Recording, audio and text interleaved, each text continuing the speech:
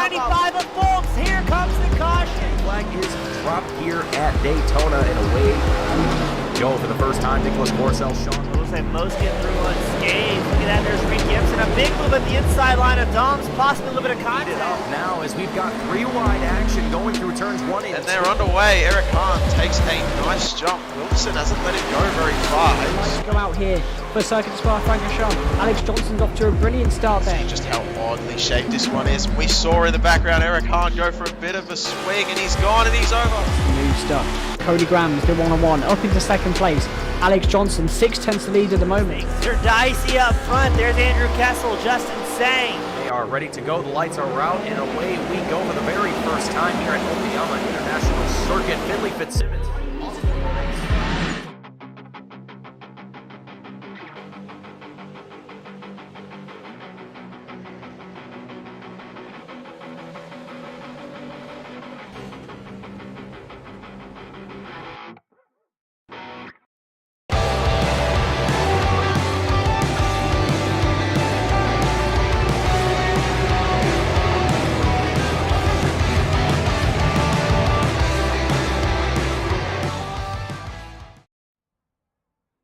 Good evening, everyone, and welcome to the American Sim Racing Club Super Late Model Tour. I am your host, Gareth McAllister, bringing you the action with Team Goon Squad 1080p 60 frames per second. If my Australian internet can allow it, it is good to be back in the booth and great to be watching these guys run their race once again. I'm looking forward to a crazy style of racing here for the finale of this series. 11 races down, the 12th one to go. The championship looking very, very close indeed. Andrew Payne only 13 points ahead of Hayden Swank coming in the second position. But right now, we're getting ready to see the times on the board from qualifying. And at the moment, Donovan Carty is coming out with a 21.96, so very fast indeed for the first one. As I say that, Pileski beats him to the punch. Brett Hahn coming in as well. And Payne, there he is. The Payne train coming through with the top spot already. So it is going to be a dicey one. Thank you once again to Advantage Auctions for bringing us the primary sponsors, Charles Darling. That's about as much roll as you can expect from any kind of car. And I wasn't expecting to get that one on broadcast for you, especially during qualifying, but there it was. So Andrew Payne with a new looking livery here. So that's a looking rig he's got there. Quite like the look of that one. As we see, pretty much all the cars have made their way around, except Eric Hahn is looking to come out of the pits now. So probably getting a last-ditch effort in qualifying in for him. As we have, I believe, around 16 cars who are going to be turning up for the finale tonight. So a decently healthy field to wrap this season up. Last week, Ron Hart won with my good friend and colleague Mason Heimbar in the booth, bringing you the action on that one. So hopefully I can do justice and come in for him as well, as I'm also doing some burnouts. There's some show to the fans almost looking like, as we get ready to wrap up qualifying. Got Fleury here as well. He's coming to a stop. I believe everyone is pretty much wrapped up except for Eric Hahn. We are at Richmond Raceway. I feel like I should have said that sooner, but I'm saying it now as we get ready to roll at Richmond for the first heat race of night. So we're going to have Tim Rogers starting on pole, Devin McDonald in second position, David Payton rolling in third, Charles Darling rolling in fourth, Nick Fleury is going to be up in fifth, Hayden Swank in the sixth spot, Andrew Payne just behind in the seventh position, and Stephen Hoffman rounding out our 8-car field. we are going to have 2 heat races. And it looks like it turned into a one.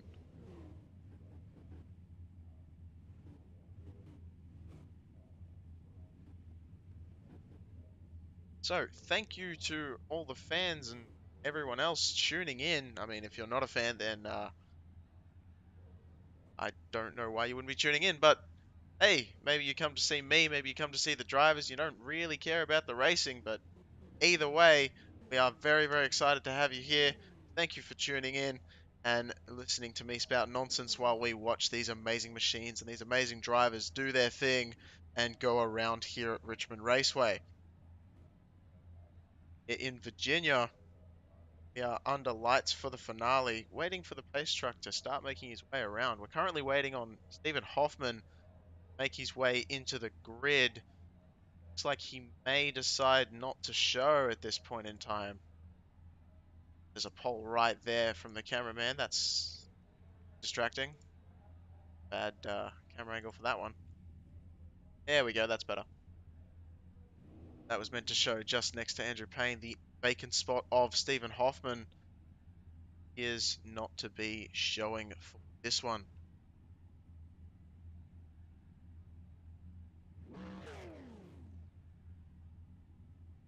So Richmond Raceway opened in 1946, 77 years ago. A very, very long time ago. And yeah, basically back in the day, it was just a dirt track, paved over in the 60s, and then converted from a half-mile oval into D-shaped oval 0.7 mile track in 1988. Just for something different, something more unique, I guess is what they were going for. And I would say these drivers are going to put on a show that is probably going to be indicative of what they wanted to see as the pace truck has pulled off and we're getting ready. Tim Rogers leads the field away. Charles Darling on the high side is pretty close with him. Peyton underneath him now as well, though, as Tim Rogers takes an early lead. Peyton just going underneath there, making the work on Charles Darling. Gets it done, and Fleury has a bit of a wiggle, but manages to keep it underneath him. As Peyton continues to be underneath of Darling, and there goes Andrew Payne with a spin. And he's over on his roof. Is he going to flip back over? Yes, he does. Super late model machines built tough.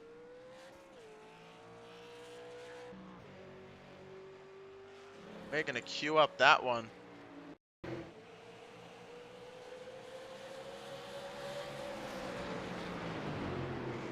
Oh, so it looks like Fleury just went in real deep and just tagged the back end of Andrew, not expecting Andrew to be as slow as he was mid-corner.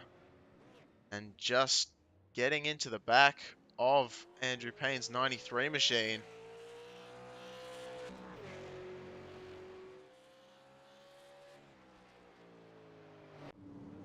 Not much more to say about that one. As Andrew Payne is going to come into pit road and see if he can get any small repairs needed for that 93 machine.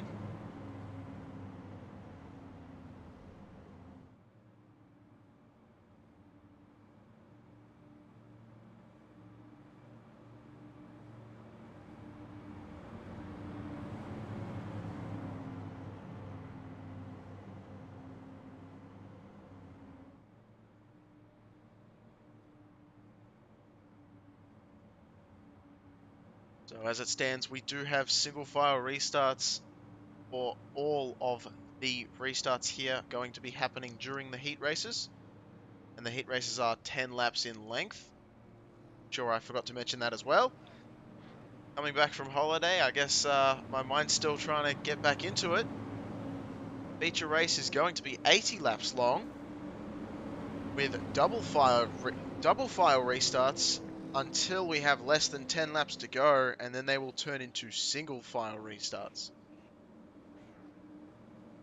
Because I've just remembered it as well. Once again, thanking to our sponsor for the entire series from when they came on board. Advantage Auctions, advantage-auctions.com. Check them out for some great deals on items that you can get before they're released in Amazon stores and the like. Big wholesale stores as Tim Rogers takes an early lead. David Payton trying just behind. Charles Darling still on the high side, unable to get things moving, but staying ahead of Devon McDonald on the inside. Swank getting pushed up high as Devon is not quite as low down as he could be to get on that line. Make his shortest way around the circuit. Payton is under fire from Darling, looking very, very racy on the high side. Swank indeed also, as he made his way around McDonald on the high side through pure force, and there goes a potential another problem as Swank comes right down and crosses over behind McDonald and makes that pass. Meanwhile, Darling and Payton still going side by side. Payton with a new livery. That looks absolutely stellar. Napa Auto Parts machine there. As he's still got Darling on the high side. These two not giving each other an inch of room, but that is allowing Tim Rogers to make a half a second gap so far on these two as they continue to fight it out. Payton goes a little bit off the bottom, allowing Swank to catch up. There's a little bit of rubbing on the high side, right against the wall. Darling and Payton continuing to just stay side by side. Swank not probably too happy to see the fact that Andrew Payne is right behind him, as he wants to get as far in front of Payne as possible to keep his championship hopes alive. And they've chosen a side. Payne goes low, Swank goes high, and they're right behind this battle that continues to just keeps going. It just will not break. And there's the break that we were waiting for. David Payton finally makes it underneath Charles Darling. And Darling is hitting it 3 wide with the 2 front runners as Payne goes underneath. Darling stays up high. I have a little bit of a voice break, but we're going to continue going with it as Swank goes on the high side of Fleury. Fleury unable to keep it. Might get the nose in, so Darling able to stay in front of maybe Payne. No, it looks like he's going to lose out. Payne notorious for having a lot of straight line speed out of a corner and making it look like he's going to continue with that streak that he's known for, as Hayden Swank continues to try and make his way around.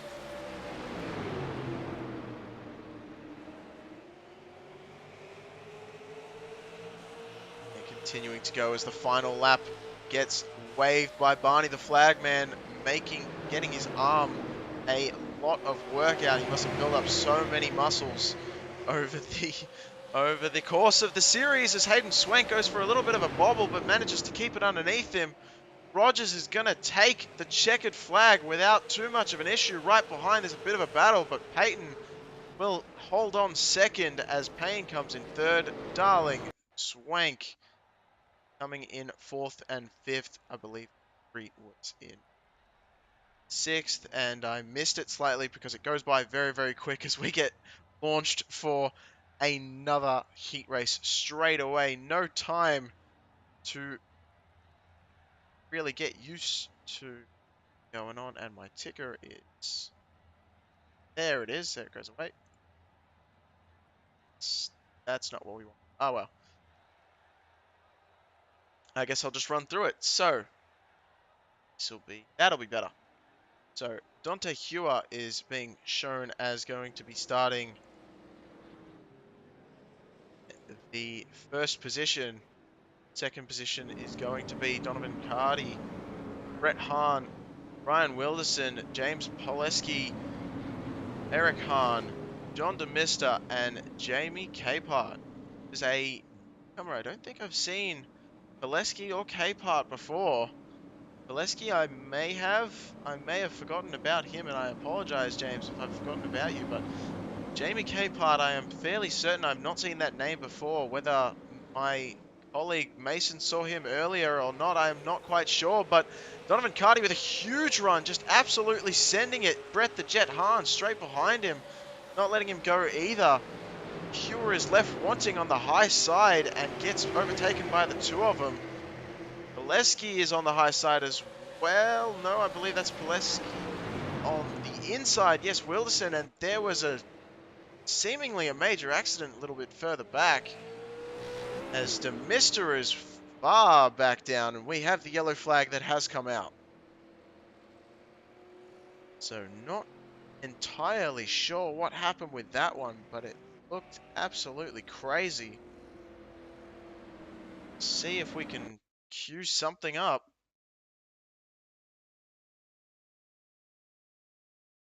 Oh, and there it is. Demister just went around. She's got a bit too high, a bit too aggressive on the throttle, and just whips it around right in front of Capehart. Gets it turned all the way around though, and continues on.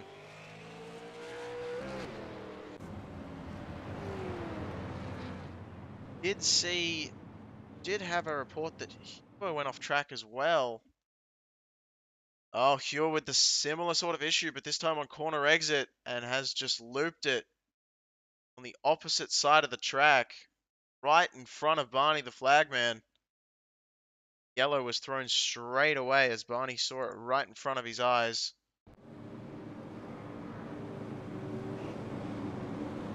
As we get ready to roll through it once again. The drivers already showing that they're struggling with a bit of grip here at Richmond Raceway. Banking of 14 degrees in the corners is helping them, but the problem is that, especially on the backstretch, it flattens out to 2 degrees, and it's not a D-shaped oval on the backstretch. It's only obviously on the front stretch, so it's very, very hard. The rear lifts up as we get out of the banking, and Donovan Carty gets a nice jump, but almost slows down a bit as Brett the Jet just takes absolute advantage. It goes straight through. Wilderson tries to follow him as well. Donovan Carty really struggling with his machine, but seems to have got it dialed back and stays on the high side, gets it back through past Wilderson again. Absolutely chaotic as Pileski is looking to make his way through as well, tucking just behind Wilderson, trying to learn where Wilderson has been fast and trying to take advantage of his weaker areas. Dives down to the inside very early on. That's going to compromise his entry. Will Wilderson give him the room? Yes, he will. Maybe not as a touch. Wilderson goes around. Hahn gets involved. The two of them go for a bit of a spin, and Hewer got involved as well. Potentially Demister. Oh, holy moly.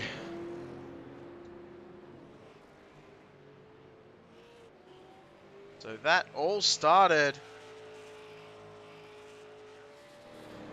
with the move on Wilderson by Pileski. We're watching Wilderson, and there's the little bit of a touch. Pileski not right down on the line, but almost using as much room as possible.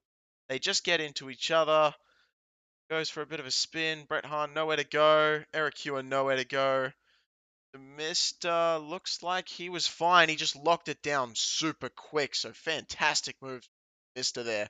Making sure not to make that any worse than it needed to be. So that was just absolutely wheel-to-wheel racing, fighting for the best position possible. And nothing malicious at all from either driver,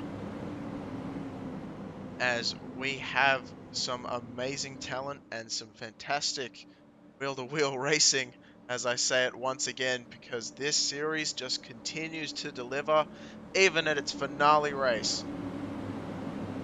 So Brett Hahn, Donovan Carty, Eric Hahn going to be taking up our front three spots. Pileski is going to be on the inside of Eric Hahn. You can see there in the red and white machine, and Brett Hahn gets a great jump Pileski follows him through, going to take second away from Cardi. Cardi is struggling real hard on these restarts, seeming not to get the power down as quickly as he wants to, but immediately makes a dive to the inside, trying to get around Pileski, get that position back, not able to do so as Pileski goes for the block. And there's a little bit of a touch. There it is. Cardi hits Pileski. Pileski comes down, gets involved with Capehart. Hewer involved as well. Potentially to Mr. and Wilderson, I think, may have caught a tiny glimpse of that one. And this heat race just keeps on giving.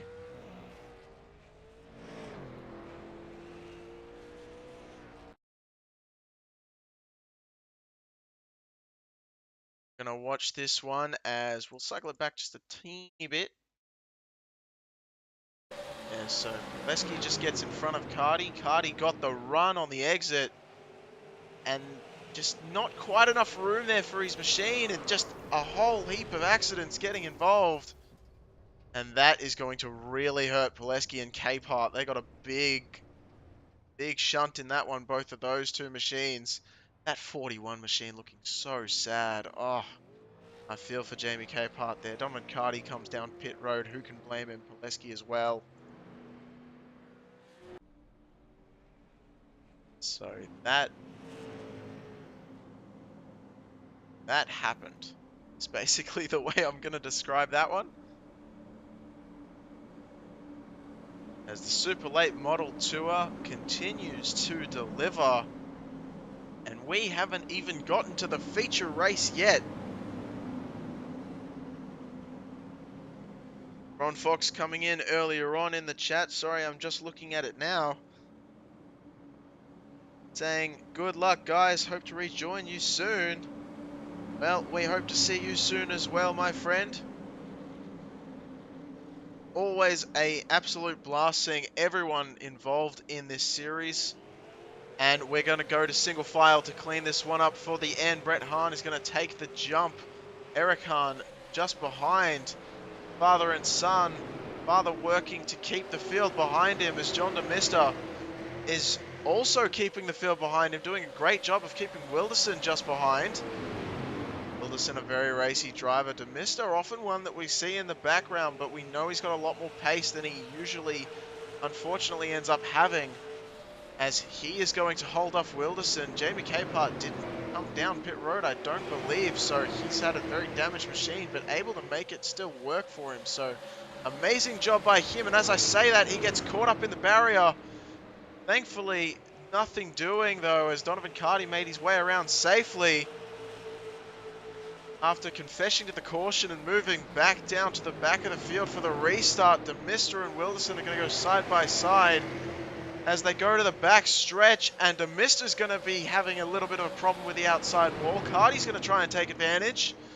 Brett Hahn is going to take the win. Brett the Jet, definitely. I've just realized the timing tower has a bit of a problem. It's still got a problem, so that's a bit of an awkward one, but we were calling the action as we saw it. So the winner was Brett Hahn, Eric Hahn, and I believe in third place was Brian Wilderson. So that was the end of our second heat race. Looking forward to the feature. I'm definitely looking forward to the feature, as it should be an absolutely fun one to watch. But for the moment, we are going to have our small intermission of about 2 minutes, I believe, or maybe a minute and a half as we're being shown here now. Just to cool off, get everyone sort of settled down, get ready for the actual feature race that's going to be a crazy one to watch. And it should be very interesting. Now, Andrew Payne did extend his lead slightly over Hayden Swank heading into the final race.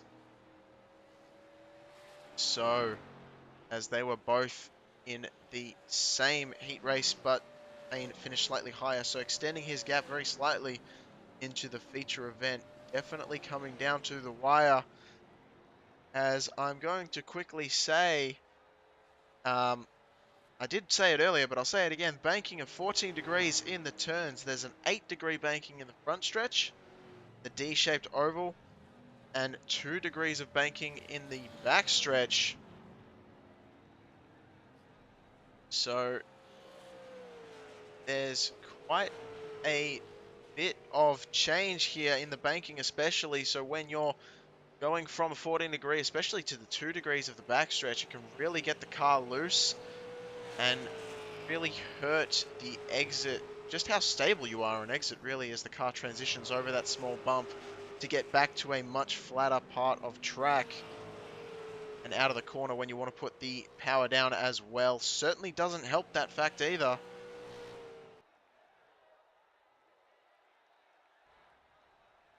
As you can see Barney waving that flag and getting ready to send them on their way for the feature event. We're going to call this one absolutely and going to have a very fun time doing so.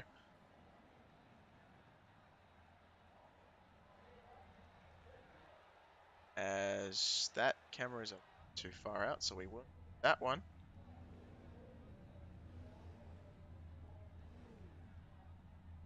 Nope.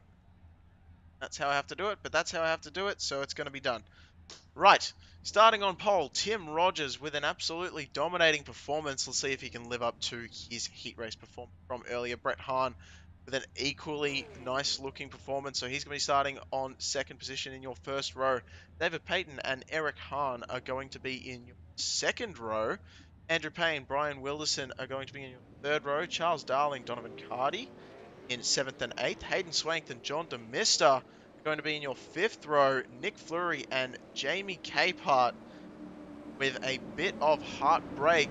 They are definitely going to be looking for some redemption as they start in the 6th row. And we cycle it on back. We're going to have Devin McDonald, fast Canadian. He's going to be starting back in 13th place, looking for something better. Dante Hewer going to be in 14th, so in the 7th row. Stephen Hoffman and James Pileski, who we know Pileski has the pace.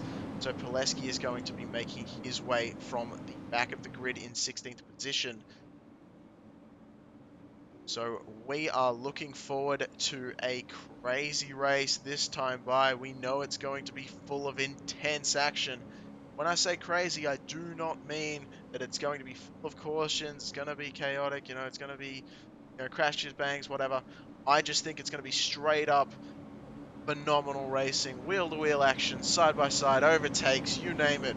It's going to be happening, and this is all thanks to the absolutely amazing people involved in the Super Late Model Tour here at the American Sim Racing Club, sponsored by Advantage Auctions. Thank you for tuning in. If you missed the heat races, all I can say is you're going to be in for an absolute banger of a treat. And it is going to be fantastic as we get ready to go underway. And here we go, Tim Rogers with a nice jump. Brett Hahn left wanting a little bit as David Payton tries to take advantage. Doesn't though, as Brett Hahn definitely has enough space to come down. Meanwhile, slightly further back in 4th position, Andrew Payne with the Payne train coming in front of Eric Hahn. Going to take that spot quite demandingly as he takes the spot away into the back stretch, and we complete our first lap. We're getting racy already, slightly further in the back to Wilderson. On the outside of Darling, Pileski is going to try and make it 3 wide. Probably not the best idea, decides to back out. Very smart on his behalf. Swank and Fleury side by side, as well as Pileski with Wilderson. We've seen how this ended up before. 2 of them being involved in different issues, but there goes through. Wilderson checks up big time as he checks up Fleury just behind. Not going to be very happy about that one. Coming into the corner, Devin McDonald trying to take advantage though. Pileski and Swank definitely taking advantage of that little bobble there. So McDonald underneath Fleury. This is for the 10th spot.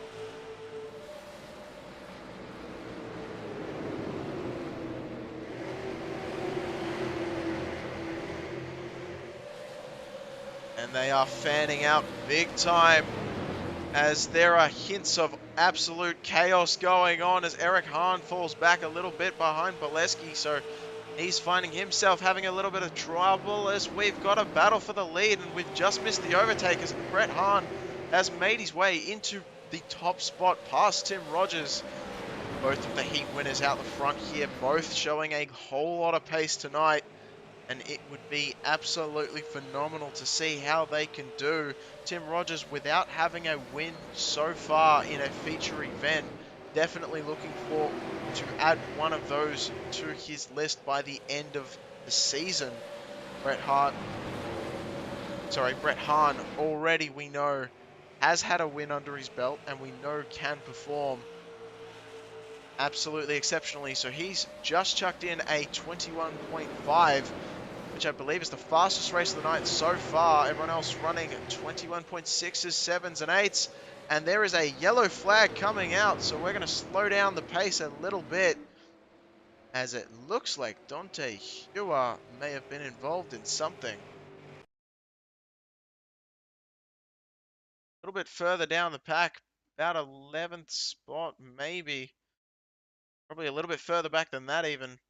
As oh, no wonder he came down pit lane, just to avoid an incident. Great job from him, avoiding that one. So we saw Cardi involved in that. Let's cycle that one back a little bit. Oh, that's going to be McDonald. McDonald, oh, just gets run into by Stephen Hoffman. And that's going to send him around. And thankfully, that could have been a lot worse. So thankfully, it is not.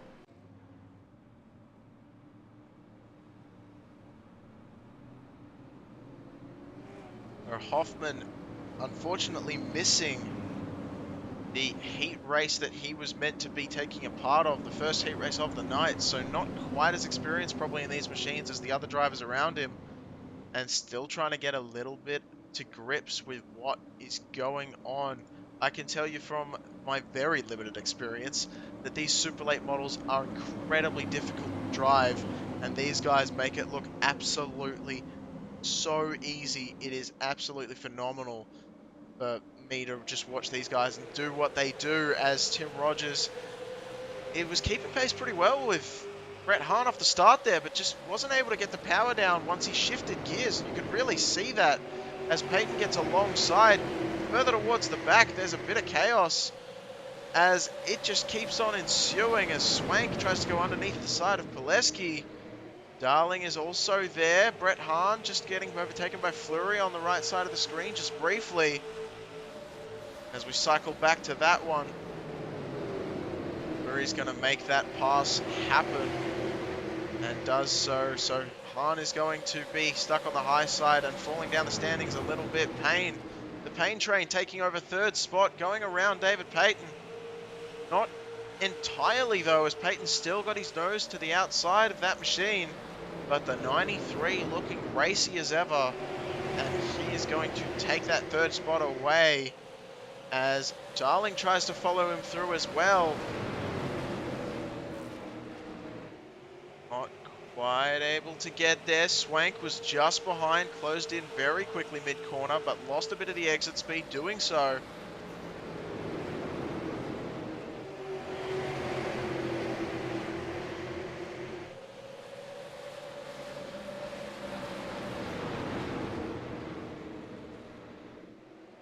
These machines are going to have another caution. As soon as I look away and look back, there is a yellow flag flying. Yellow flag? I'm pretty sure that's what I said. If I didn't, I apologize. So we are going to have Devin McDonald showing as a crash. And we'll see if there was one. And, oh, there definitely was one. That was Eric Hahn going a little bit slower than I think McDonald knew of, and Demister once again throwing the brakes down hard. And we saw the 41 just have a little bit. Jamie Capehart got a tiny bit there, but that was all netcode, as he did avoid the wreck entirely. Yeah, Demister is the king of avoiding the accidents. We are seeing examples of that all over the place as he throws those brakes on hard. Harder than I think I've ever seen anyone throw brakes on a car before. I mean, that is something else.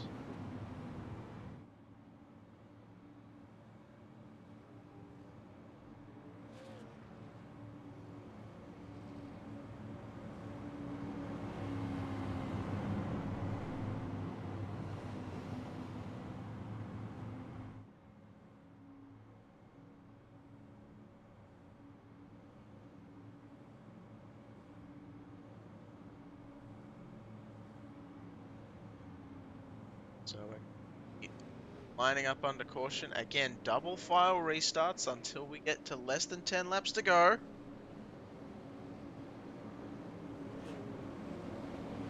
And I can't tell you how happy I am to be back watching these guys do what they do.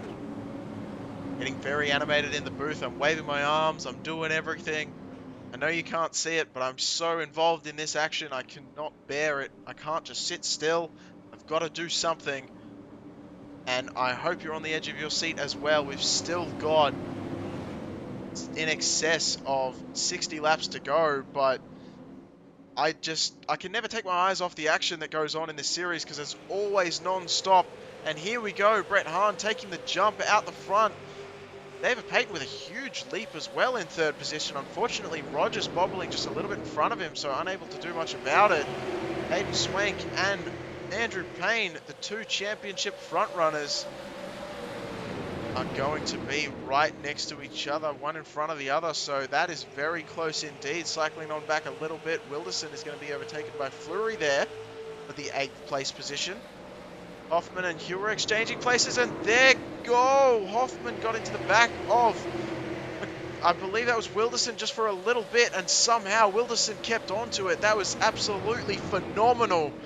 I cannot imagine how fast his arms would have had to be moving to keeping him pointed in the right position in the straight line, I guess I should have said. As David Payton finds himself under fire by Andrew Payne. This was the closest thing we saw on our live timing sheet, so we pan back to it. Payton now getting in front of Payne as Payne looked to have a little bit of a bobble. Rogers going up higher than he probably wants to on the mid corner. Losing a little bit of time to Brett Hahn in front position.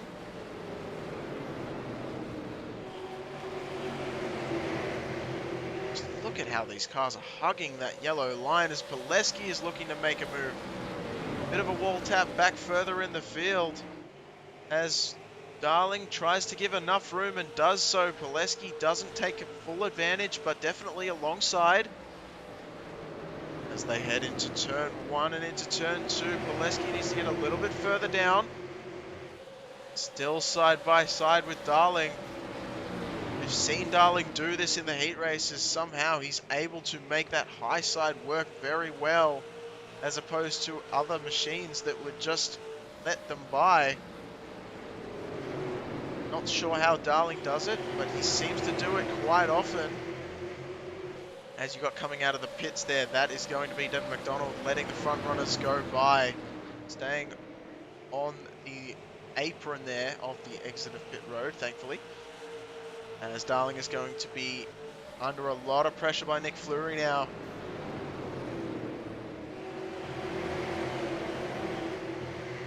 As they swap hands constantly as we go around the 0.75 mile D-shaped oval here at Richmond Raceway.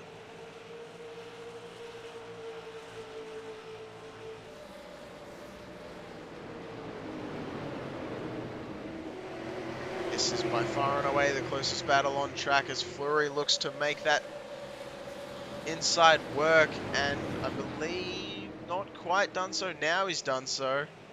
Darling thinking about the high side once again. Sides against it, probably a safer move, so that 25 machine has gone by. We're going to cycle it on up front because Payton is once again under fire from Payne and firing against Rogers at the same time.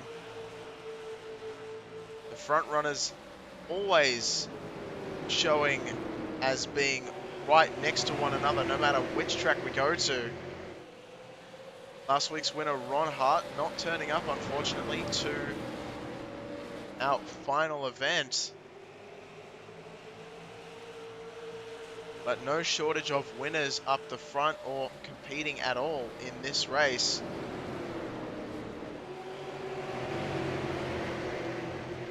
As Rogers, Peyton, Payne, Pileski is just behind.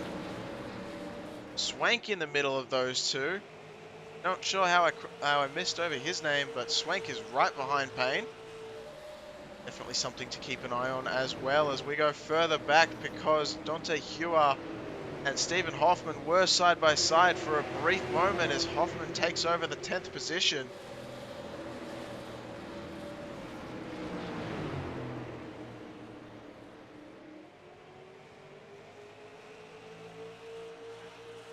But one of those drivers that is very, very consistent. We see him week out, week in, week out, driving his drive, and it seems to just benefit him constantly.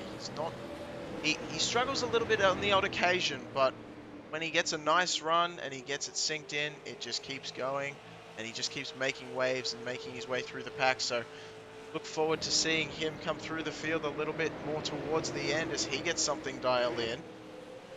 Going back further up front, Rogers, Peyton, Payne, Swank. I mean, they still haven't let Brett Hahn get too far in front, as Hahn is still half a second, but and that can shrink quite quickly as he's only just to the left of your screen there. Not too far gone.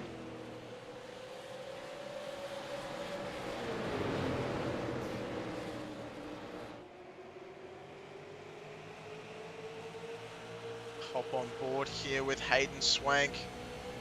It's just behind Andrew Payne, and you can see all four, and even just ahead, you can see just at the top of the windshield was Brett Hahn. So all 5 of the top 5 very close together indeed. And using a very nice line there as it looks like there could be some action happening. As Peyton, yes, has been funneled out to the high side. And Payne has made his way through. Hayden Swank is going to follow through as well. So that 38 machine is falling back a tiny bit. But he's going to be able to jump back in line relatively quickly unless Pileski says otherwise. And Pileski's going to send it big time. Pileski taking no prisoners as he tries his best. Unfortunately, not able to do so.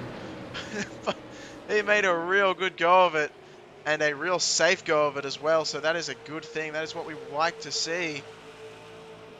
We saw Tim Rogers' name just fall back through the standings. That's okay. Just having a little bit of a blink. Nothing major. Coming straight back to the action. Just a little bit of connectivity. He's under fire now from Andrew Payne. So if they finish as they are, Andrew Payne will be undeniably your champion for the start of the 2023 year. I believe this series actually started in 2022 and it's been going all the way. I can't quite remember on that one, I must admit. Got Ed Jabed in our chat room here on YouTube saying go the 71 and the 711, and that is the Hans, Brett and Eric, just as we go to a yellow flag once again. So as soon as I look to mention YouTube, and that's what happened. Oh, and Darling unable to avoid. Oh. So let's go back a little bit further. See what quite happened. So Payne made the move. Oh, this happened all so quick. Payne made the move. Rogers up on the high side, not wanting to let Swank go as well, so trying to get the power down as quick as possible. Not quite able to get it done as quickly as he wanted to. And Darling just nowhere to go, just absolutely clobbers the rear quarter panel of the 48 machine. So that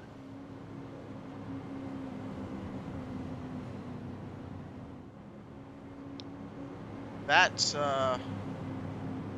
well, that happened. That was just really unfortunate racing. I mean, there's not much more you can say about that. It's trying to get as much pace as possible out of the corner to avoid having any sort of issues. And what's this? Hayden Swank has come down pit road. So we were told that pit road had no sets of additional tires. Either I'm wrong or Hayden Swank just had a little bit of damage that he wanted to clear up. Either way, Hayden Swank is now out of pit road alongside Donovan Carty. So both of them have come out of pit road, and yeah, it's an interesting decision there.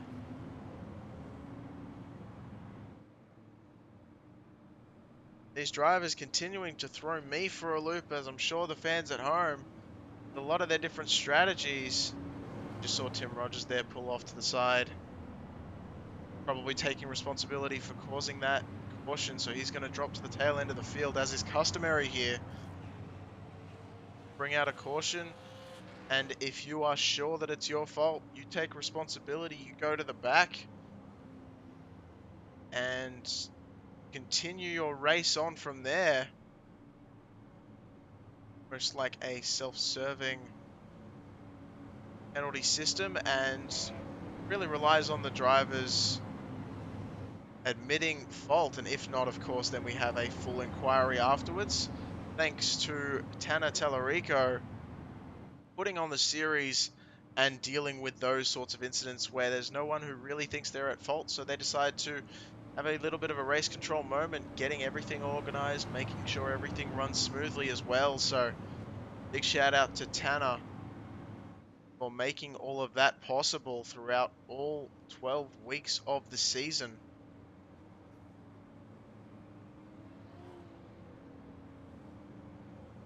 Once again. So Brett Hahn will be starting in your front row alongside. On the high side is going to be the Payne train, Andrew Payne, David Payton, James Pileski is going to be in the second row, Nick Fleury and Dante Hewer. Once again, what did I say? Dante Hewer finds himself in the third row. 6th position, so... Oh, now we're being told Stephen Hoffman's in the 6th position. That's right, I can see that visually. They were just having a little bit of a change and swap in drivers. They were getting their way around to the green flag, but there we go. Brett Hahn getting a nice jump as per usual. We've seen Brett the Jet chucking on the afterburners and once again does so. David Payton follows him through. Payne is struggling. That high side seems to have absolutely no grip on the restart. And Payne is going to fall back behind Fleury as well. Potentially now as Pileski looks to maybe make it 3 wide. Well, Pileski is looking very aggressive, but in a very calm and well-mannered way as well, not causing any issues so far. So he's done a great job of that in this feature race at the moment. So Payne falling behind Pileski, going to get hung up on the outside wall, not willing to go behind Hoffman as well. So he's going to tuck down in front of Stephen Hoffman. Hoffman's going to have to live with that one as Fleury now under fire from Pileski.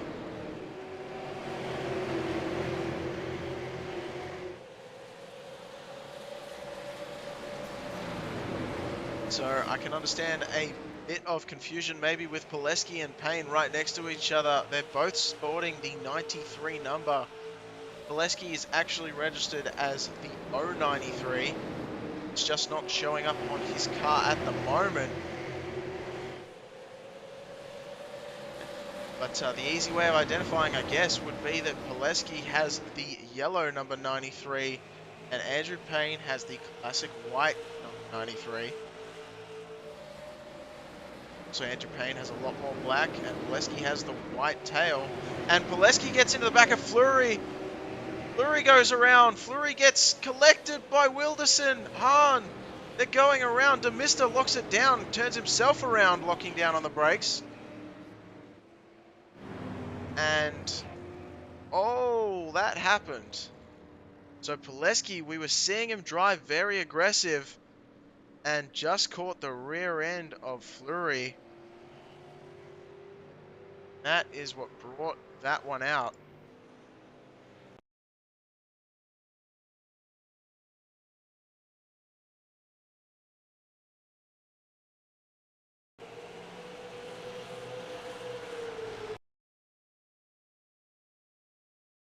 Ski is. And yeah, just tries to dive it on in. Fleury thought he was clear. He was, came down just a little bit. Leski got on the gas at the wrong time. Not expecting him to come down like that. And there we go. Chaos ensued. And we're going to watch this perspective, because that would have been the smarter thing to do earlier. So let's go to Fleury. Right in front. And he's going to go for a bit of a ride. Go back up into the track, tries to lock it down to avoid it. Wilderson was side by side, so had absolutely nowhere to go.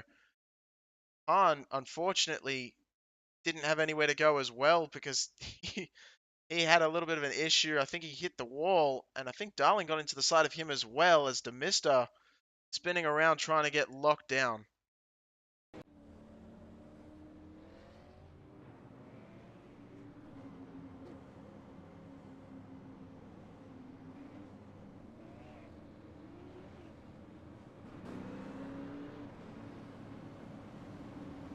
So the cautions keep coming, and they are coming at a rapid pace. But the action certainly has not stopped. And I can once again, if I haven't already said it too many times, I can say a thank you and a shout out to the fans at home. None of this would be possible without any of you watching. So we highly appreciate you here at Team Goon Squad. And on behalf of the the American Sim Racing Club. I almost said All-American Sim Racing Club. Not All-American, there's a Devin McDonald right there. He's our lone Canadian. Often the one we root for purely because we like seeing some more. No offense to the Americans. Love Americans. I certainly do love Americans. But it's always nice to see someone else, some other sort of nationality, especially in these NASCAR style oval racing, super late models, whatever it be. It's just, yeah. Alright, I'm going to stop babbling on, because I could babble on about almost nothing for ages. But we're going to actually watch the action as Brett Hahn is going to take the jump on David Payton, who really predicted that almost perfectly. That high side still struggling. Hoffman in third. Andrew Payne and Hayden Swank is going to go under Payne. So that is potentially going to have huge... I mean, even if they finish as they are, Payne is still going to win the championship. But if Swank can make quite a few more positions, or I guess more often than not, more likely than not, Payne has to have a bit of an issue and fall back down the standings, but that could be the pass for the championship as far as we know. That could definitely have implications coming towards the end of this one. So Tim Rogers getting underneath Cardi. Just in front of them, McDonald and Hewer side by side as well. Pileski making his way to the front and doing it in his style that we've seen so far out of him, sending it in deep. And there goes Cardi on the high side wall, able to get all four wheels back on the ground. So he's able to do that as Hewer gets caught up in the wall. Able to bring it off the wall though in very clean fashion. There are a lot of scrapes on the wall, especially on that back straight, and that's what we were talking about. Going from 14 degrees to all of a sudden almost nothing. It is unbelievably close, and the car gets very, very loose, and Pileski is once again, wasting no time, making his way all the way into the 6th spot already. As he continues to make his way towards the front of the grid. Jamie Capehart and Dante Hewer going side by side now for 10th spot. Capehart letting Hewer take it on the high side. Potentially a smart move. Still got some time to go. Just under half a race left. As Payne is making his way underneath David Payton for the 4th position. And is going to do so. Pileski is already there. Makes you wonder how quick Pileski is using up his tyres. But he's sending it anyway. Goes straight underneath David Payton. And Pileski is showing some pace that we have not seen in this sim, in the Super Late models. I almost said Sim Racing Club, but either one works. And he is absolutely flying as Hoffman just tags the wall. He's found himself in 2nd position after all of this, which is fantastic for him after not having a lot of practice and not getting to his heat race at the start of the night. Unbelievably, he's found himself in 2nd position and holding off Hayden Swank, James Pileski, Andrew Payne. These are not quiet names that sit around and do nothing. This is allowing Brett Hahn to get that 2nd gap, almost a second, about 9/10, that he definitely wants to see. As Swank goes underneath, Pileski tries to push Swank to the front underneath of Hoffman. So Swank makes the move. Pileski is right behind Swank. Going to have to be very careful not to get too close to the back of Swank. As Swank and Hoffman continue to be side by side. The 23 and the 35. Swank is going to finally take that position away. Pileski wasting no time at all. Trying to get them both. Isn't able to do so. As Swank just a little bit too fast. Pileski is absolutely sending it into these corners. It really makes me wonder just how those tyres are coping. I'm sure they are absolutely screaming at the driver of the 093 to calm it down, but Pileski has got the fire in his eyes and he is absolutely sending it as he goes underneath Hayden Swank. Swank's going to have to give it to him unless he wants to be involved in any sort of incident, which he surely does not. And Pileski going to take that 2nd spot away and is now on the charge for Brett Hahn. That is almost a second ahead. So Pileski taking no prisoners at all, jumping back. Got the battle for 10th shaping up once again as Capehart tries to go on the outside of Hewer. 41 and the 00 side by side.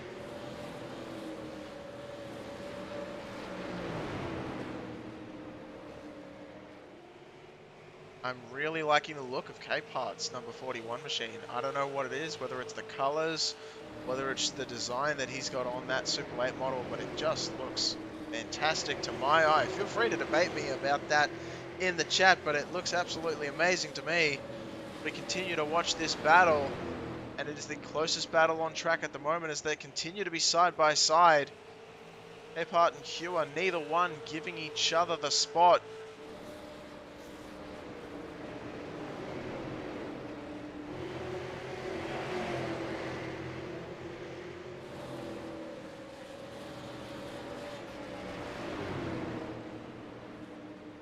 Looking at the timing and scoring, Brett Hahn is falling down a little bit into the clutches of James Pileski, who is absolutely sending it past.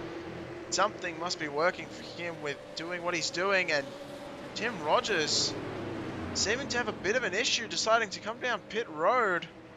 He may decide that he is done and out of the session. Not sure what happened there. Just not what we want to see at all though, but unfortunate for him as he comes down pit road.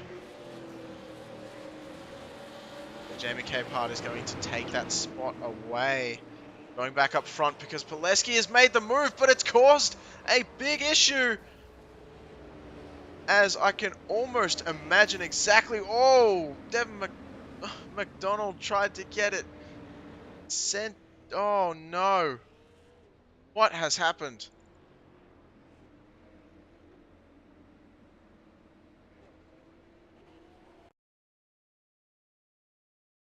So there they are, side by side, out of turn 4. Hahn on the high side, Pileski low, and Hahn's just come down. Hahn has just come down into the 093, and yeah, I'm not sure if he was just, I gotta say, he was just a little bit loose. Pileski just came down as well off of the wall after bouncing off of it, and McDonald, just an unfortunate one to get involved in that.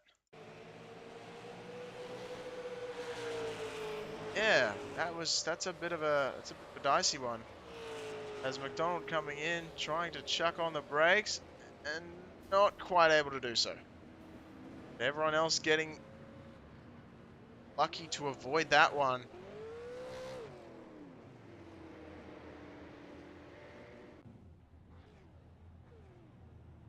As every single car has come down pit road except for you-know-who, Aiden Swank himself. As he came down pit road quite a bit earlier. A lot of the machines that will now be around him. Andrew Payne winning the race off of pit road. Oh. So, it all comes down to the... Oh, this series just continues to absolutely show me these drivers have no quit. So, Swank and Payne are going to be right alongside each other and fighting for the championship as well. Obviously, Swank is quite a number of points behind, so about 14, 15 points behind championship leader at the moment, which is Andrew Payne. So he's going to have to hope that Payne has some sort of issue, but still, I mean, what more can you say? It's just incredible. Yeah, that definitely looked like a dicey sort of incident. So, unfortunate for the drivers involved.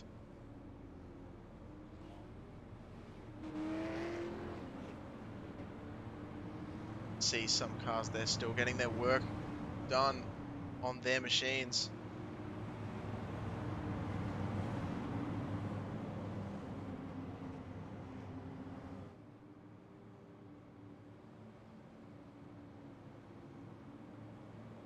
So, we're going to make ourselves go, I believe, one more round.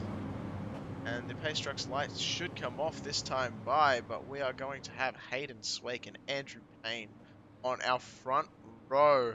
Charles Darling, Stephen Hoffman are going to be in row number 2. And David Payton, Jamie Capehart, all of a sudden the 41 machine, seemingly coming out of nowhere.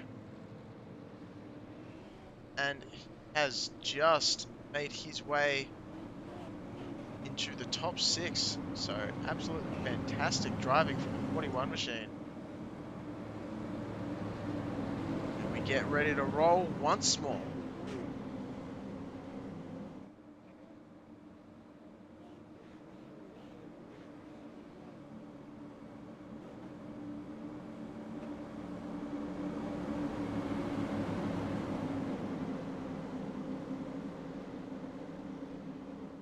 Truck takes that hard left down to pit road, and Hayden Swank is going to take the jump that we knew he wanted to get, and he does so. Huge lead in front of Payne. Is Darling going to help Swank take that lead? No, as Andrew Payne is too much. Stays out in second position. Hoffman alongside. Ball getting very loose as a lot of the machines, and Eric Hahn goes for a huge hit with the wall. and surprisingly doesn't bring out the caution. I cannot believe it. I believe Wilderson may have been slightly involved in that one as well, as just in front as we pan to him, Devin McDonald rides the wall a little bit as well. There is absolute carnage happening, but all the machines are going in the right direction. We're going to keep it going as now we've got a battle for the lead all of a sudden. Andrew Payne going underneath Hayden Swank, trying to take the lead away, and does so. 22 laps left in this one as they go underneath Barney the Flagman. And Andrew Payne is going to take that position away from Hayden Swank. Swank trying to fire back, not able to do so at the moment. Getting himself positioned and ready to do it once more as Jamie Capehart and Dante Hewer once again. They just cannot get away from each other. These two battling side by side, and there they go. There's the problem. Hewer absolutely gets sent on the side and keeps going. Brakes.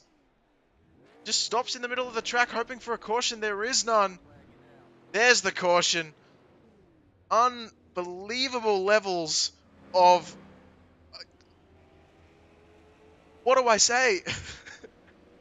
I'm absolutely stumped up here in the booth, as that was just more than words.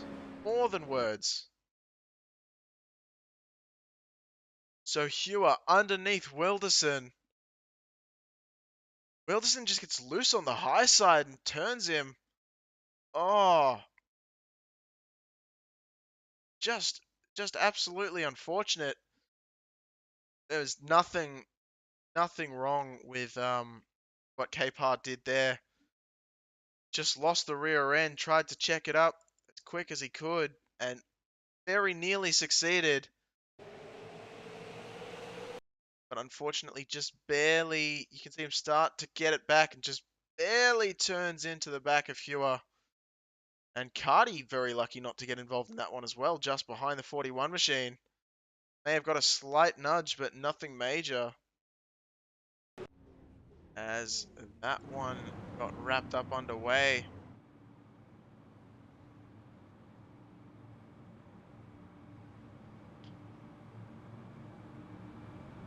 So, Richmond Raceway, I said at the top of the show, should provide some action, and that's why they changed it from typical half-mile oval to a 0.75 mile, what is it, a mile, I could just say, D-shaped oval to improve the action. And, I mean, what else can I say other than I think it's worked? Something tells me that it definitely worked a treat, as we have Andrew Payne and Hayden Swank side by side once again. But this time changing hands as Payne has the advantage over Hayden Swank. Stephen Hoffman and David Payton are going to be in row number 2. Row number 3 made up of Charles Darling and Jamie Capehart.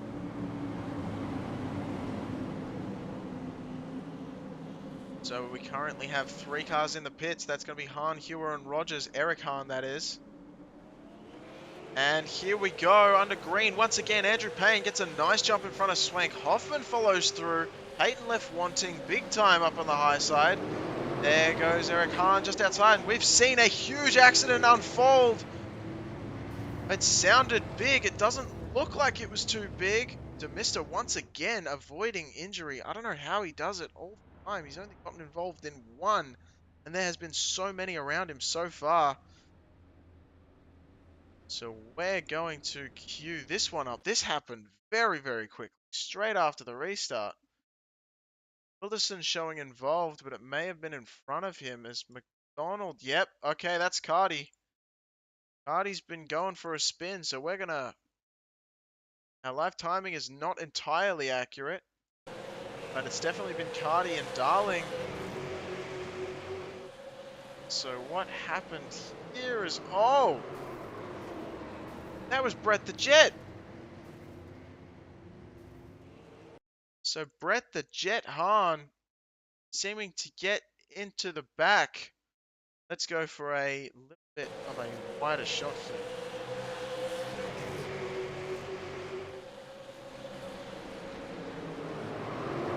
Just, yeah, that happened.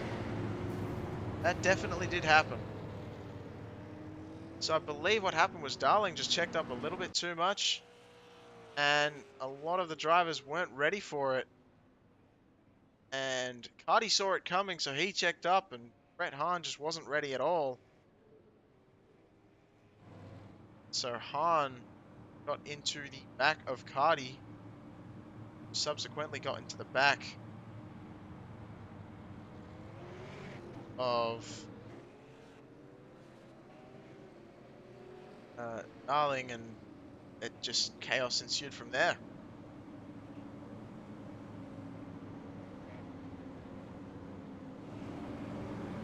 So hopefully we'll clean it up and go once again. Amy Capehart has come down pit road after you could see that he was on the high side attached to the wall, giving it a little bit of a hug. Seen a few drivers hug the wall tonight. So they get two wheels up and over to give it that full body hug we all know and love. So Andrew Payne, Hayden Swank going to be starting it off. Stephen Hoffman, David Payton, Charles Darling, and Devin McDonald going to be your first three rows as Andrew Payne gets a huge jump in front of Swank. And Stephen Hoffman is going to take advantage now, or try to, as he gets side by side. Swank is not going to make it easy though, as Swank stays on the high side, trying to get that run off the outside as much as possible, but not able to get the power down the way he wanted to. And Hoffman is going to, looks like he's going to take that position away there. Oh, that's very close. As Payne just ahead rubs against the wall. Hopefully that doesn't damage his machine too much, as these Super Late models can certainly take a bit of scraping, a bit of a beating. That should be okay for him, but Hoffman is definitely going to take that spot away from Swank. Payton is going to try and follow him through. Andrew Payne setting the fastest lap of the race so far, the only one to go sub 21.5, getting a 21.49. So only just making it, but making it nonetheless. You're in a time trial and you get just 0.1 of a tenth or a hundredth or a thousandth even of a second. You will take that any day. So I'm sure he will, that's for sure. And Brett Hahn is going to make that move on Charles Darling now for the 6th position and takes that away. A lot of damaged machines out there tonight. Somehow there are still a few that do not have any looks of damage on them. As these are the closest battles at the moment. Swank, McDonald, Hahn, Darling. Darling a little bit further back, but seeming to close up on the corners. And Rogers just blinking ever so slightly, but he's also coming into the mix as well as they try to challenge down the 3rd spot of David Payton. In his own right is trying to chase down Stephen Hoffman, and Andrew Payne is walking away with it. 1.3 seconds ahead. Stephen Hoffman.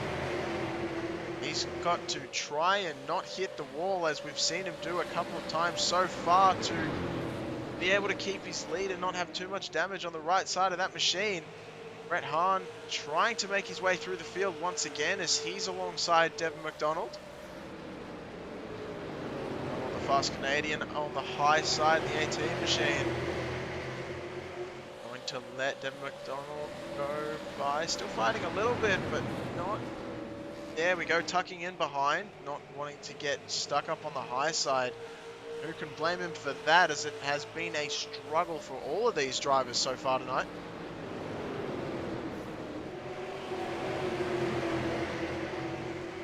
Getting a lot lower than Hayden Swank, just ahead. During the midpoint of the corner. And I was almost going to say you could see an example of that, but I was proven wrong as Swank got actually slightly lower around the corner there that time. And turns, oh, and Swank, oh, goes for, oh, Devin McDonald as well. These drivers really struggling with that transition from 14 degrees to 2 on the back stretch. That wall comes up on you so quick, and it is something that you really have to watch out for. As Harness made that move on Swank, McDonald. Darling was trying to make that move on McDonald when McDonald hit the wall, but McDonald has made that work. Somehow kept in front of Charles Darling. So Darling is going to stay back there in 7th. Field's starting to stretch out a small amount here as Hoffman continues to be finding himself under a little bit of pressure. Not a whole lot, but a little bit of pressure from David Payton. Payton, another one of those drivers who has won this season. We've had 6 or 7 different winners in the series tonight, coming into tonight's race. So it has been a crazy amount, a crazy 12 weeks really when you think about it. There's been a lot of different winners.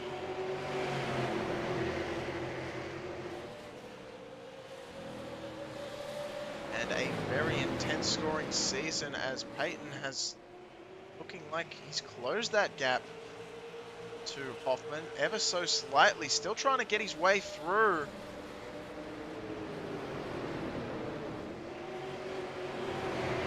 Stephen Hoffman doing a phenomenal job. I don't think we've seen this pace out of Hoffman in past races. So it's been phenomenal to see him up here performing as well as he has done. 4 laps to go, coming to 3 to go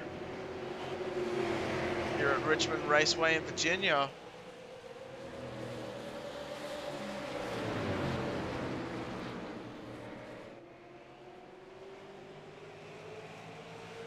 There's that 3 lap to go sign that we were waiting for.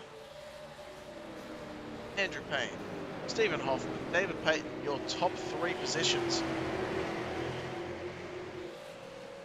at the moment, but you can see just behind, Brett Hahn is closing the gap and closing it quickly. As you can see, that 71 machine trying to make his way into a podium spot for the very end of this one.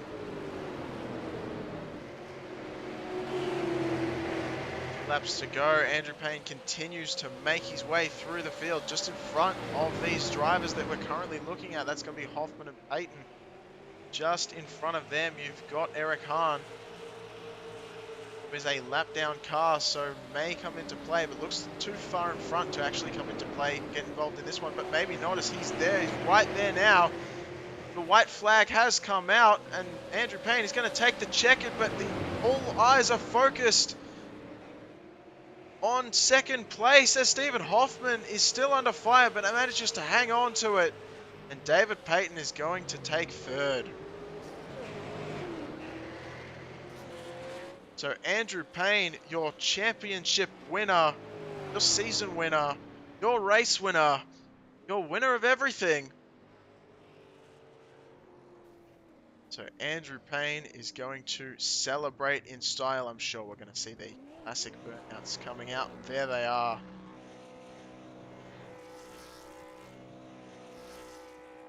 Absolute phenomenal.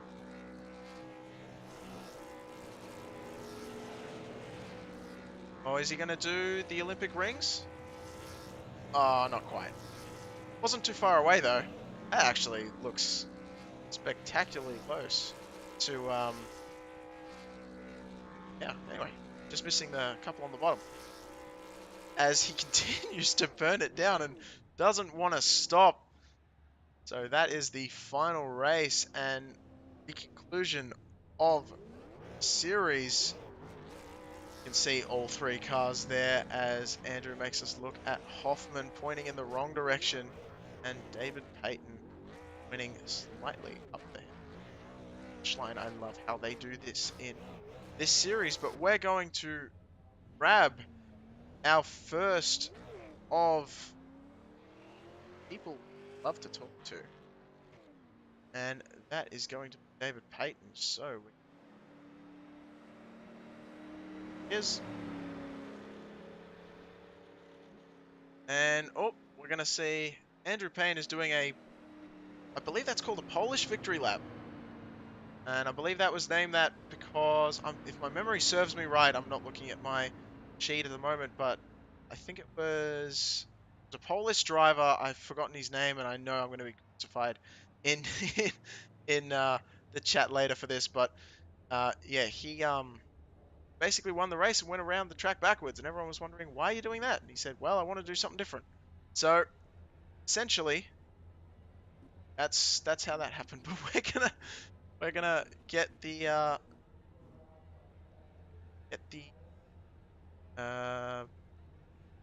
and why am I forgetting my voice? Anyway, doesn't matter. We're gonna get David in here. Chance was, I am sorry, David. I pulled you in while you were talking. you're good. So, David Payton, I have to say, I mean, phenomenal race. It was full of cautions and everything else, but I have to ask, how was it from your perspective? I mean, it felt like we've been here for about 6 hours from my perspective. It was good though. It was fun. This is a tough little track. It's, both ends are both corners are way different, right? So you got to attack each end differently, and so rather than it's harder to get into a rhythm at a place like this than it is at a track that's got identical ends. So the whole race I was just trying to focus on, like I always do, hit the marks and be smooth and try not to let guys, get an advantage or get a nose up on me, and it seemed to work out pretty good. All right. Well, I have to ask as well. That high side just did not work at all. Like what that high side on the restarts, it just seemed to be absolutely horrible. I mean, I think you did start on the high side a couple of times. Did you find that there was just no grip up there? Yeah, it's always going to be hard on the high side. I mean, especially going into 1 and 2, because the exit of 2 is cut off by the straight wall in the backstretch, whereas the front stretch is curved. So you can make the high line work a little better going through 3 and 4, but going into 1 and 2, you're pretty much, you're dead going in on the high side going in there. So it was tough. Right. Well, I mean, thank you for the insight. But so we see a new sponsor on your car. That's very snazzy looking car, by the way, I might add. But that 31 machine is. I don't know if you had it for the last couple of races and I've missed it while I've been away, but you're by Sunoco, looks like. Yeah, so there's Sunoco, the store out in Cutlerville. His name is Jay. I believe he's watching the broadcast. He stepped up. He's a friend. He knows Tanner. He knows the guys here that run this league. So he stepped up and he gave us some money for a race sponsorship. I think right when you left that first week that you were out, Sunoco Cutlerville sponsored that race for a little bit of a money payout. So I just decided, Tanner asked me to run the scheme. I love Sunoco colors anyway, right? They always make for good race car schemes, I always thought. So Tanner whipped this thing up for me, and we appreciate Jay and Sunoco Cutlerville for helping us out and stepping on board. And I just decided to keep it on for the rest of the season. All right. Well, I must admit, I called it the Napa machine at some point during the broadcast. Oh no! It was a horrible mistake. Yeah, Jay, are you still with us out there? I hope you didn't have a heart attack when you heard that. Well, the thing is, it just reminded me so much of it looked a very similar scheme to the one that I'm used to seeing with that sponsor. So that's a big mistake on my part, especially because I believe Napa sponsored the race when I left, before I left. So yeah, they did. But I mean, the colors are similar, but come on, Sunoco's just looks cooler. Oh no, I know. Yeah, man, I can't believe I made that mistake. But anyway, it's it's great talking to you, David. I always love talking to you. I think you're one of the probably most loved drivers in the entire field. So fan favorite. yeah, absolutely. I mean, maybe you might be close with Darling on that one. I'm not too sure about that. Well, I'll tell you what. I mean, this whole season with Darling has been awesome. I understand why people like him so much. We've been neck and neck with the points pretty much from the word go at the beginning of the season. I think he got me. I think he's still going to get third in the points, but I don't think I could have picked a better guy to have more fun with in a virtual race car, chasing points and trying to keep him behind me. And he did a great job, man, and it was awesome. So, I think I like Chuck the most as well. All right. Well, sounds good, David. And I guess finally, nothing more to say other than friends, family, sponsors. Who would you like to shout out to? Third place, definitely nothing to sneeze at. A lot of competition out there tonight. So, floor's yours. Thanks, Gareth. So yeah, obviously, we talked about it, Sunoco and Jay, the store in Cutlerville, the Sunoco store in Cutlerville, Michigan. Thank you for stepping on board and supporting our league. It's really hard to get, really anybody interested in teaming up and getting a little bit of funds from a real world company to help, sponsor a sim racing league. So anytime anybody does it, it's awesome. We love it. Super appreciative. So thank you again, Jay, for doing that. Advantage Auctions is another one. They stepped up and sponsored the whole series, so we got to do a shout out to them as well. Again, just like I said, it's so hard to get a real world company to jump on board with this little, sim racing league that we got going, and it's awesome when they do it. So big time appreciation to both of those guys, those sponsors for supporting ASRC. And finally, my lovely wife Natalie, who went to bed sometime around 20 minutes ago, so she can't hear me right now, but she puts up with me pretending to be a race car driver on a computer. So thank you to her too. Oh, well, David, you may be pretending, but you're pretending in style, my friend. It's always fantastic Yes, to hear sir. you talk, and I I love basically broadcasting this entire league and talking to you as well. So hopefully I get to do that soon in the future, and see you whenever we see you. 10-4. Thanks, Gareth. Thanks for all the work you did this season.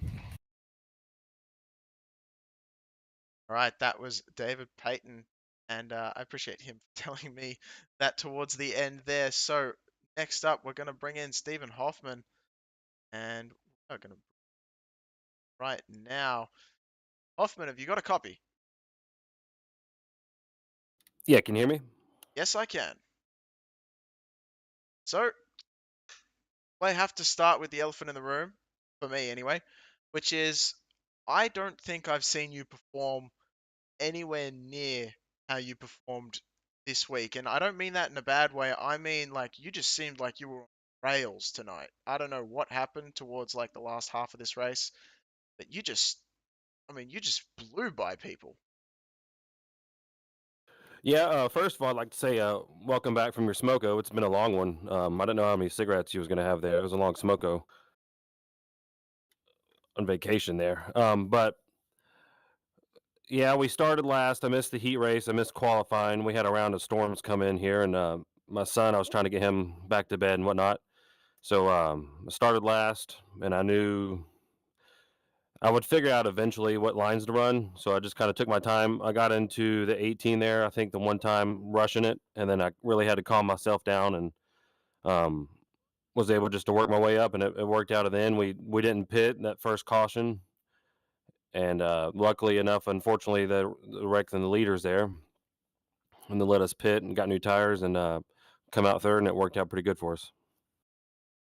So there were actually new tires on offer then, because I was informed, admittedly a little while ago, but I was informed that there were actually going to be zero tire sets for this race. So the rules all changed on me last minute. But yeah, did you find those tires really were the defining factor of like basically the race? I guess is what I'm going to say next.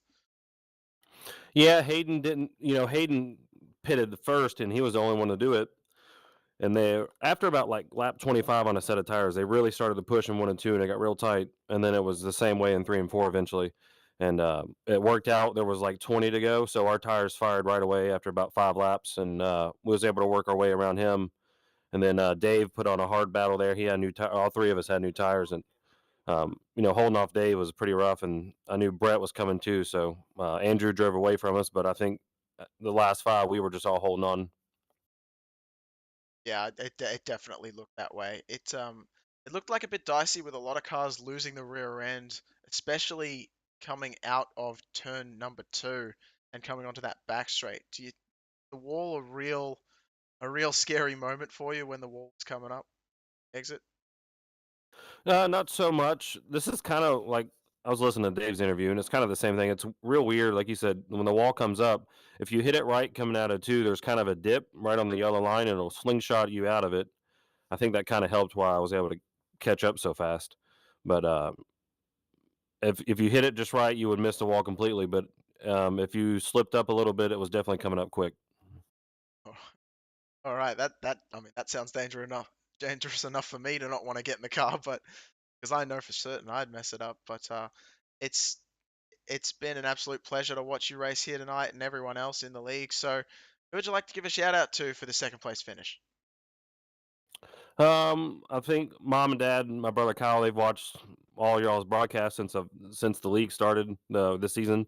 So shout out to those guys for sticking it out with me. I know it gets late sometimes, but nice to have them all watch it. And Tanner, Andrew for the league, and then you guys for putting on the broadcast. Steve, I couldn't have. Okay, if I call you Steve?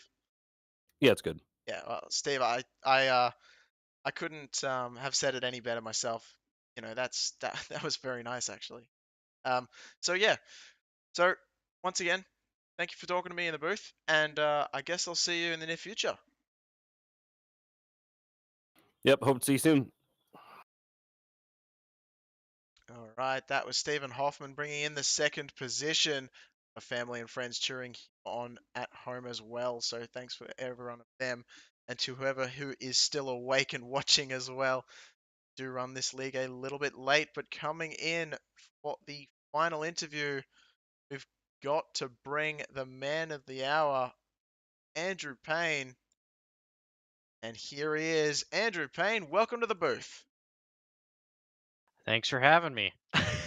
So, I mean, okay, so you're going to have to run us through a lot, but initially, I can say you've won the race, you've won the championship. I mean, the 93 was looking real racy tonight, as it always does. I mean, you just make it look.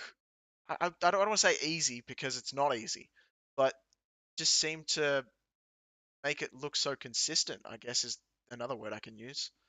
I know you've had a little bit of trouble with in the past few races of getting issues here and there, but this race it was issue free, and look where you ended up. Yeah, I got really lucky. I got on the good end of a lot of deals tonight. I mean, I did roll over in the heat race, but that didn't really slow me down too much. And um, I know one thing that really helped here tonight was I think it was a couple weeks ago. I ran 200 laps around here in the Xfinity car, so I had a few hundred laps prior to tonight, and I know those cars slip and slide, and the super late models definitely slip and slide around here a lot. And I've always I've run really good here in the past with the supers. I think we've run here twice before, and I've finished second to Brett in both of them. So it's a good track for me. But yeah, I definitely got on the good end of a lot of deals tonight. Didn't really have great restarts myself, but you know, survived all the restarts. Kind of I'll be honest, the race win sort of fell in my lap when the two leaders sort of got into it, and then I know Hayden was on older tires, so I mean, I'll take it. Don't get me wrong, but there was definitely a couple cars that were a little bit faster than me tonight. Well, I can tell you that even though there might have been a couple of them, they ran into issues and managed to keep it clean, which more often than not they say that is the biggest part of racing. If you can be fast but also keep car underneath you without any incidents or scrapes, end up at the front, and you basically epitomized that tonight.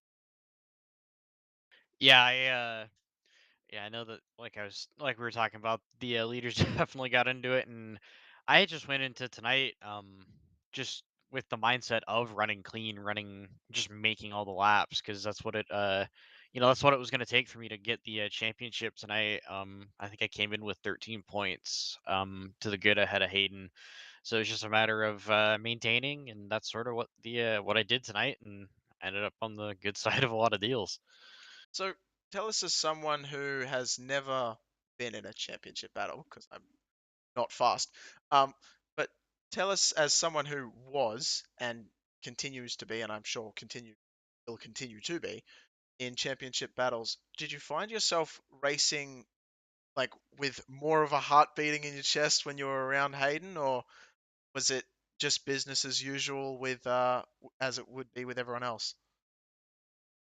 Oh well, you can ask if you'd asked me that question last week. I think my answer probably would have been different. But I mean, it ultimately, depended on the week. I'll be honest, first half of the season, because there is a lot of time to make up points or lose points. I didn't really worry about the championship, but once we started getting to the second half, the last quarter of the races, it was just one of those things that I tried to tell myself that not to be nervous and not look at points and not count points throughout the night, but the last 3 weeks, I found myself counting points throughout the night, and I know it. I probably put a lot of unnecessary stress on myself in that front, but yeah, it was definitely a close battle. I'm happy to have come out on top. Don't get me wrong, but I'm even more excited that to have had the battle with Hayden that I did.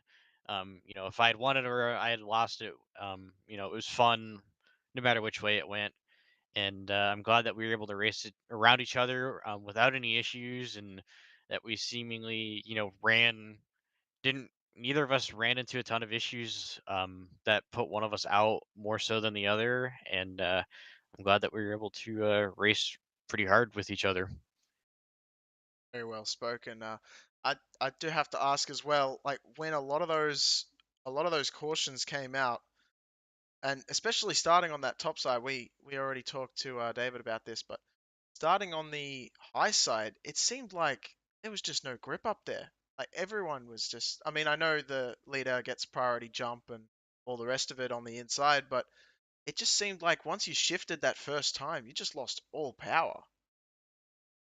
Yeah, starting on the top was definitely hard, especially when you're sitting in fourth. I will say that there was at one point in time there was definitely a group up there that were, I mean, teammates can help each other with starts and whatnot, and I've done it in the past, but there was definitely a little bit of table talk about starts and whatnot amongst some of the front runners. So it was definitely hurting me big time, and all the other guys that weren't involved in it. But like I said, that's part of the game in iRacing, especially if you got teammates lined up behind you and next to you.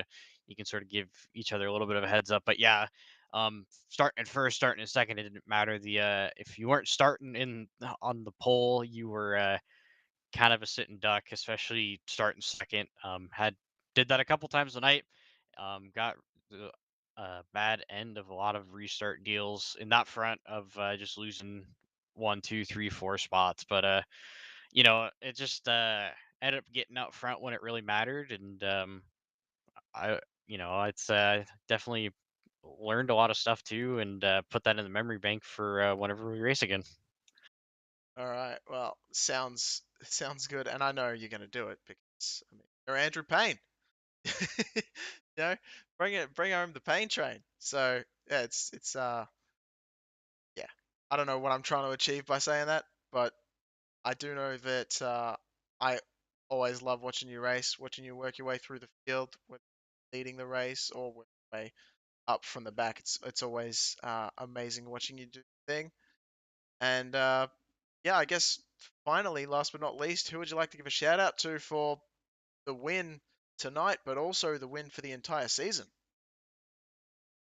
Well, first and foremost, I do want to give a huge shout out to Advantage Auctions and Nick, who does run and own Advantage Auctions. He came aboard with his company for the season, and I know myself, Tanner, everyone who runs this series really, really appreciates him coming aboard and being the title sponsor for the 12 race season. I can't forget either that huge thanks to Napa of Charlotte, Michigan, for coming aboard for a couple races during the season as well, and sponsoring a couple payout races. All of our title sponsors for this season, I really appreciate them coming out and supporting the league. It means a lot for all of us admins and all of us drivers. Huge shout out as well to Tanner for putting on this series. It's a blast. I really look forward to my Wednesday evening races and whatnot, and it's always enjoy it. Um, some of my personal sponsors here. Huge shout out to VIP Tires and Services. Brought them aboard in the last few weeks, and looking forward to representing that company for the future. Huge shout out to Ryko Performance, Hall Metal Fab, Citrus Hot Sawn Mower, V-Niche Fresh, QuickTime Motorsports Media. Huge shout out to all the fellow competitors out there: Hayden, Steven, Dave, Brett, Nick, all those guys. Really, really enjoy racing against everyone out here, and looking forward to racing against them next season. Huge shout out to you, Gareth, and Team Goon Squad for calling these races. You guys put on a really good show, and I really appreciate you guys taking time out of your days to come out and call some virtual ovals and virtual circles here. And last but certainly not least, huge shout out to all the fans that come out and support not only the broadcast but the league, the series. Without your guys' support, I know we probably wouldn't be here, and I really appreciate everyone's hard work behind the scenes during the race, and definitely glad to have brought home the championship this season. All right. Well, Andrew Payne basically taking my job away from me as he thanks every single person in existence. Um, My apologies. that's that's perfectly fine. I'm just making jokes, but yeah, no, it's been an absolute blast calling the action for you and everyone else in this series, and I guess I'll talk to you when I see you next, whenever that may be. Yep. Thank you. See you later, Andrew. Have a good night. You too. All right, that was Andrew Payne, your race winner and your championship winner as well.